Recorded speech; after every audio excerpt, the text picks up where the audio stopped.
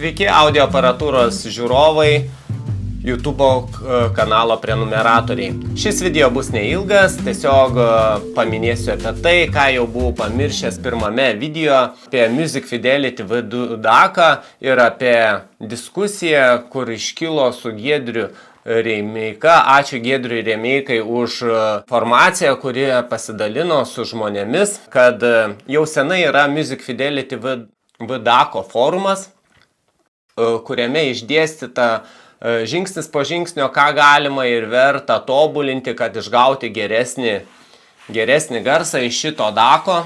Paminėsiu tai, priminsiu, kad šitas DAC-as tikrai yra pradinio lygio. Pirmas žingsnis tai, kad yra maitinimas vienpoleris. Ką tai reiškia? Ateina tik viena maitinimo šaka, laidas 12 voltų.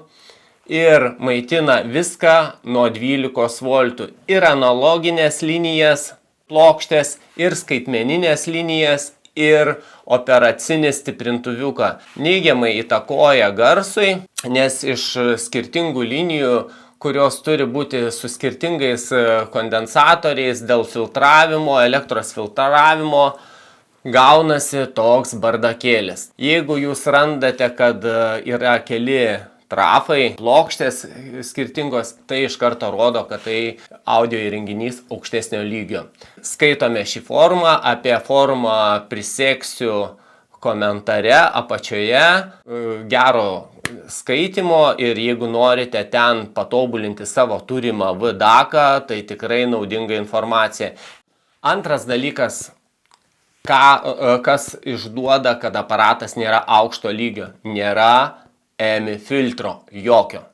EMI filtras, kaip esu dabar įsitikinęs, išbandęs, labai įtakoja muzikos garsą. Ir jeigu nėra rimto EMI filtro ar jokio, triukšmai iš jūsų namų tinklo kerta muzikos kokybę ir neigiamai įtakoja muzikos garsą. Generatorius. Ten yra tikrai paprastas, pigutis taktinis generatorius. Patikrinau LDO reguliatorius 3,3 volto, tai irgi pigus triukšmaujantis, nors ir originalūs reguliatoriai. Iš mano praeitų video jūs žinote, kad aš labai mėgstu pasižaisti su operaciniais stiprintuvais, kaip jie įtakoja garso filtravimą, tai filtre arba garso stiprinimo signale. Ir čia yra tokia problemėlė, kad operacinis stiprintuvas yra įlituotas SOP 8, prilituotas prie plokštės, tai kad padaryti keičiamus operacinius stiprintuviukus čia tikrai sudėtinga ir kad padaryti kokybiškai, kad ir rimti meistrai, kad neišsiklibintų, yra labai sudėtinga. Tai nebent žinant, kokį jūs norite tikrai įstatyti kitą rimtą operacinį stiprintuviuką, jums teks tiesiog prilituoti SOP 8 į šitą vietelę. Tai man netinka irgi, bet ką padarysi, šitas įrenginys, dar sykį pasikartosiu, pradinio lygio.